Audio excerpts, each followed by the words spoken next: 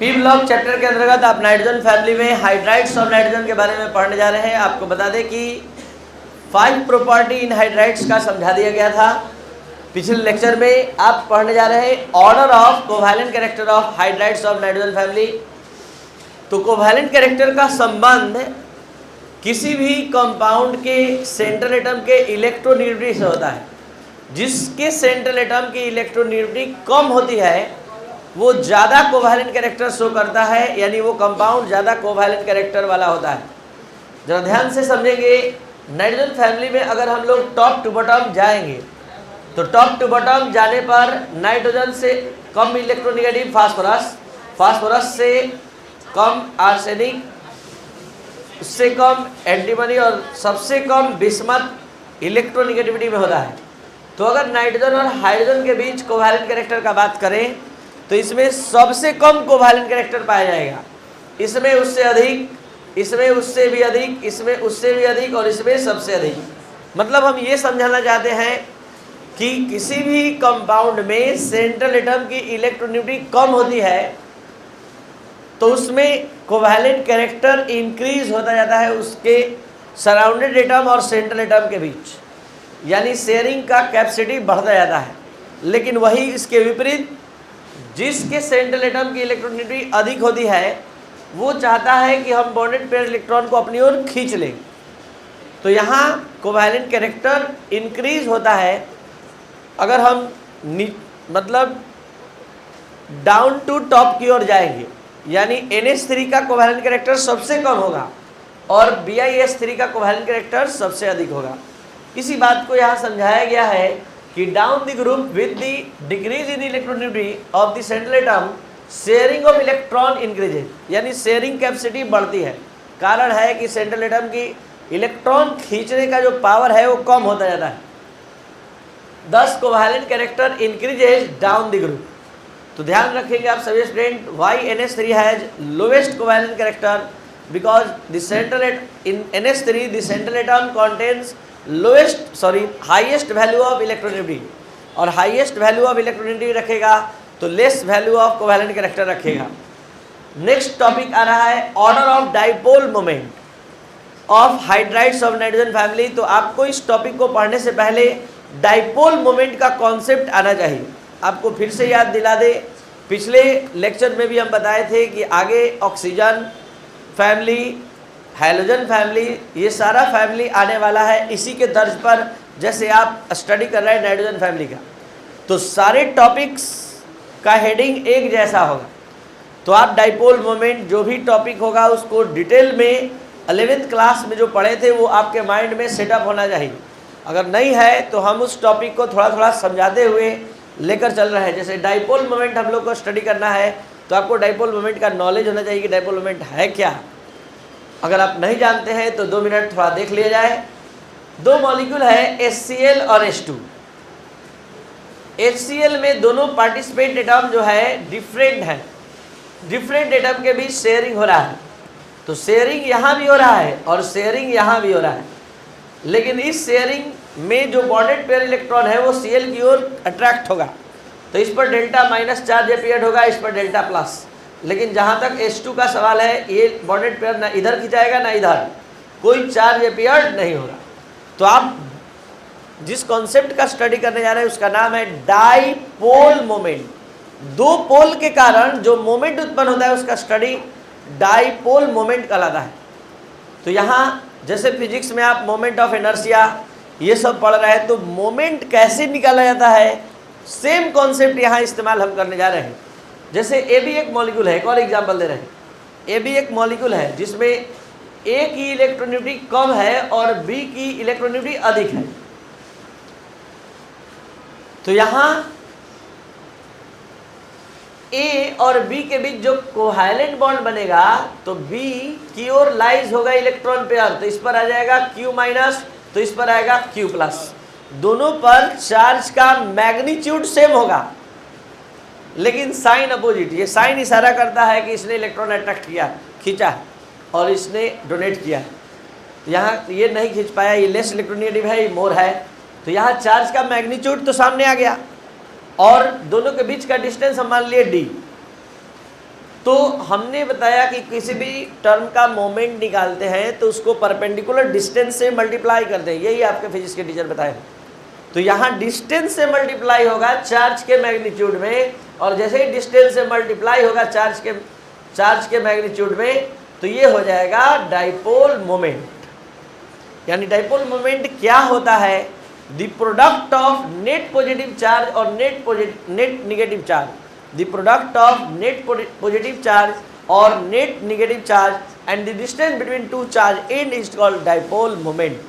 यानी दो पोल डेवलप होने के कारण, विकसित होने के कारण जो मोमेंट उत्पन्न होता है उसी का प्रोडक्ट, उसी को हम डाइपोल मोमेंट कहते हैं। इस डाइपोल मोमेंट का स्टडी अगर हमने यहाँ किया तो यहाँ पर डाइपोल मोमेंट का एक सर्टेन वैल्यू आएगा, नॉट इक्वल टू 0 होगा।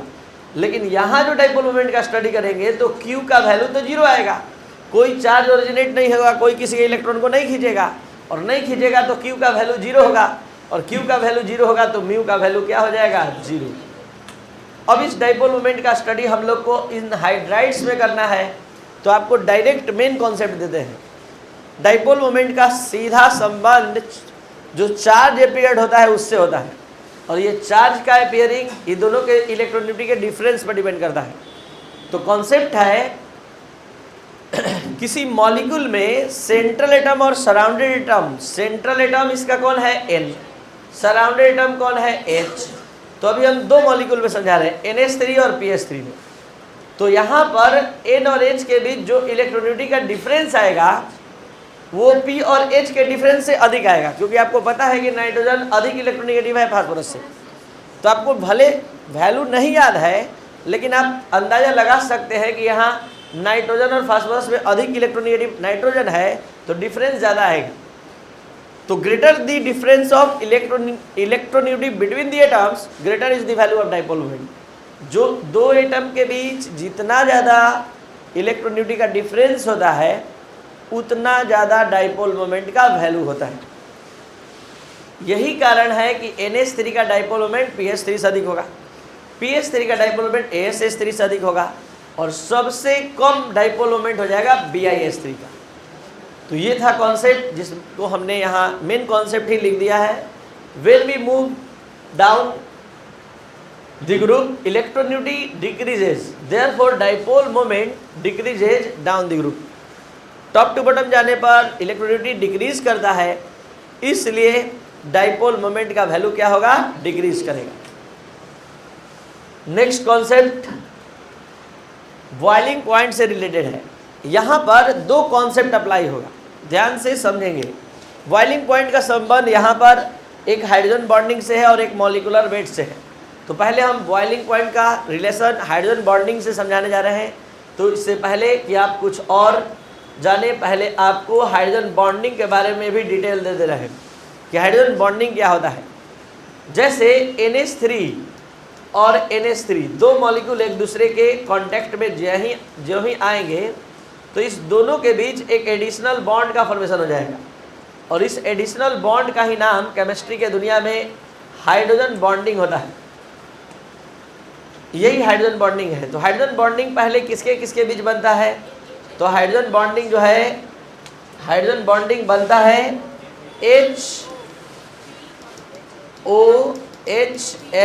H और F के बीच। जो 3 नॉन मेटालिक ग्रुप है, तीनों ग्रुप में सबसे ज़्यादा इलेक्ट्रोनेगेटिव और कम साइज का जो है वही हाइड्रोजन बॉन्डिंग बनाता है। तो यहाँ हाइड्रोजन बॉन्डिंग H और O, H और N, H और F के बीच बन रहा है। तो मतलब हाइड्रोजन बॉन्डिंग बनाने का एक कंडीशन है कि हाइड्रोजन बॉन्डिंग सिर्फ 3 एलिमेंट के बीच बनता है। H और O के बीच, H मतलब 3 कंडीशन बनता है, H और O के बीच बनता है, या H N के बीच और H और F के बीच। तो यहाँ पर हाइड्रोजन बॉन्डिंग का ये कंडीशन पूरा हो रहा है N और H के बीच। तो NH3 केवल हाइड्रोजन बॉन्डिंग बना पाता है, बाकी कोई हाइड्रोजन बॉन्डिंग नहीं बनाता है। तो हाइड्रोजन बॉन्ड क्या है? जब एक मॉलिक्यूल का हाइड्रोजन एटम दूसरे मॉलिक्यूल के मोर इलेक्ट्रोनेगेटिव एटम के साथ जिस बॉन्ड का फॉर्मेशन करता है उसे कहते हैं हाइड्रोजन बॉन्ड। यानी the bond formed by hydrogen atom of one molecule and more electronegative atom of the other molecule, then this type of bond is called hydrogen bond, and tendency to form hydrogen bond is called hydrogen bonding. There are 2 types of hydrogen bond, एक intermolecular hydrogen bond होता है, एक intramolecular hydrogen bond होता है। जब दो molecule के बीच hydrogen bond होता है तो उसको कहते हैं इंटर मॉलिक्यूलर हाइड्रोजन बॉन्ड, और जब एक ही मॉलिक्यूल में हाइड्रोजन बॉन्ड होता है तो उसको इंट्रा मॉलिक्यूलर हाइड्रोजन बॉन्ड कहते हैं, जिसको आप देख सकते हैं यहाँ हम ओ नाइट्रोफिनोल का स्ट्रक्चर बना रहे हैं, ओ नाइट्रोफिनोल का स्ट्रक्चर। यहाँ पर हम सिर्फ एक सिंगल मॉलिक्यूल केवल लाए हैं आपके सामने, और सिंगल मॉलिक्यूल लाकर यहाँ हम हाइड्रोजन बॉन्ड दिखा रहे हैं H और O के बीच, और यहाँ जो हाइड्रोजन बॉन्ड दिखाए हैं वो दो डिफरेंट मॉलिक्यूल के बीच दिखाए हैं मतलब दो मॉलिक्यूल आया तब उसके बीच हाइड्रोजन बॉन्डिंग दिखाए हैं। यहाँ एक ही मॉलिक्यूल का H है और उसी मॉलिक्यूल का O है, तो ये इंट्रा मॉलिक्यूलर हाइड्रोजन बॉन्डिंग है और ये इंटर। तो यहाँ पर NH3 intra molecular hydrogen bonding inter molecular hydrogen bonding का फॉर्मेशन करता है, इसलिए इसका बॉइलिंग पॉइंट सबसे हाई हो जाता है। ऐसे आपको जानना चाहिए कि बॉइलिंग पॉइंट का जो मेन कॉन्सेप्ट है वो मॉलिक्यूलर मास पर डिपेंड करता है। ग्रेटर दी मॉलिक्यूलर मास ग्रेटर दी बॉइलिंग पॉइंट। तो आप ही बताइए NH3PH3 सबसे हैवी मॉलिक्यूलर मास किसका होगा? BiH3 का। तो होना चाहिए था बॉइलिंग पॉइंट किसका अधिक? BiH3 का। लेकिन सबसे हल्का कौन था? NH3, उसका हो गया। कारण है NH3 form intermolecular hydrogen bonding among the molecules of NH3। NH3 जो है अपने जैसे NH3 मॉलिक्यूल के बीच इंट्रामॉलिक्यूलर हाइड्रोजन बॉन्ड बना लेता है, जिस कारण सभी मॉलिक्यूल एसोसिएट हो जाते हैं, जुड़ जाते हैं, जिस कारण इसको बॉयल करने में ज़्यादा एनर्जी खर्च करना होता है, इसलिए इसका बॉइलिंग पॉइंट अधिक हो जाता है कम मॉलिक्यूलर मास के बावजूद। लेकिन बाद के जो 4 हाइड्राइड्स बच गए, इसमें अब मॉलिक्यूलर मास का कॉन्सेप्ट लगेगा, और मॉलिक्यूलर मास का कॉन्सेप्ट लगेगा तो सबसे हाई बॉइलिंग पॉइंट किसका होगा? BiH3। सबसे हैवी यही होगा मॉलिक्यूलर मास में, और सबसे कम होगा PH3।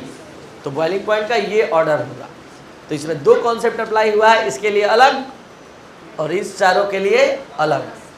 कॉन्सेप्ट क्या है? Ammonia is highest value of boiling point among the hydrides of nitrogen family because it forms intramolecular hydrogen bond, क्योंकि ये इंट्रामोलिकुलर हाइड्रोजन बॉन्ड का फॉर्मेशन करता है। तो ये था हाइड्राइड्स ऑफ नाइट्रोजन फैमिली का क्लास। अब आगे स्टार्ट होने जा रहा है ऑक्साइड्स ऑफ नाइट्रोजन फैमिली। देखा जाए ये सभी ऑक्साइड्स हैं नाइट्रोजन फैमिली के। इन ऑक्साइड्स को ध्यान से आप देखिए, और आपसे एक क्वेश्चन एराइज करने जा रहे हैं हम। अगर आप इस ऑक्साइड्स को अच्छे से देख लिए, नाइट्रोजन का oxide, phosphorus, S, SB, bismuth, जल्दी से बताइए वो कौन सा एलिमेंट है जो सबसे अधिक ऑक्साइड बना रहा है? तो जवाब है नाइट्रोजन। तो यहीं पर क्वेश्चन बन गया, why nitrogen form highest oxides in nitrogen family. Nitrogen ही क्यों हायर मतलब ज़्यादा ऑक्साइड, ज़्यादा संख्या में ऑक्साइड बनाता है? इसका मेन रीज़न है कि नाइट्रोजन और ऑक्सीजन दोनों अपने अपने ग्रुप के सबसे छोटे एलिमेंट हैं, और दोनों का साइज छोटा होने के कारण दोनों पीपाई पीपाई बॉन्ड बनाने में सफल होता है।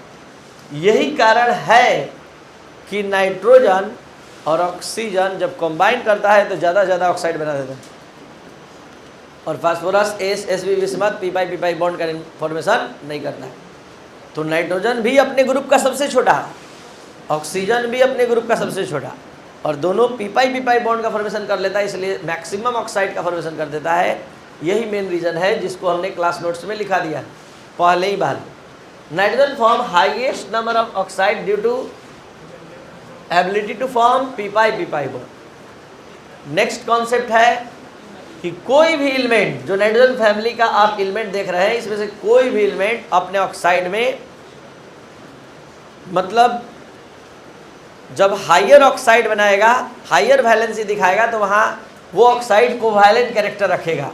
यानी for any element oxide the nitrogen family in higher oxidation state are covalent in nature. अगर हायर ऑक्सीडेशन स्टेट लेकर आएगा तो उसका जो बॉन्ड होगा वो कोवैलेंट नेचर का होगा। नेक्स्ट टर्म बता रहा है कि पूरे जो ऑक्साइड्स का आप स्टडी कर रहे हैं उसमें दो ऑक्साइड ऐसा है N2 और NO जो न्यूट्रल कैरेक्टर का होता है, ना एसिडिक होता है ऑक्साइड ना बेसिक। अब यहाँ पर बहुत ही इंपॉर्टेंट कॉन्सेप्ट दिया जा रहा है, ध्यान दीजिएगा। As we move down the group basic character of oxide increasing. आप लोग को अच्छे से पता हो चुका है कि नाइट्रोजन फैमिली में nitrogen phosphorus AsSB bismuth. Nitrogen phosphorus non metal है, AsSB सब मेटल और बिस्मथ। तो जैसे जैसे हम नीचे जा रहे हैं मेटालिक कैरेक्टर बढ़ रहा है और मेटल का जो ऑक्साइड होता है वो सबसे ज़्यादा बेसिक होता है। यही कारण है कि N2O3 से ज़्यादा बेसिक होगा P2O3, P2O3 से ज़्यादा बेसिक होगा AS2O3। सबका ऑक्साइड बनाते हुए बात कर रहे हैं। और AS2O3 से ज़्यादा बेसिक होगा Sb2O3 और उससे भी ज़्यादा बेसिक होगा ये। यानी अगर आपसे कोई पूछ दे कि which of the following oxide है जो हाईएस्ट बेसिक कैरेक्टर, और ऑप्शन है N2O3, Bi2O3, Sb2O3 और H2O3, तो क्या होगा Bi2O3।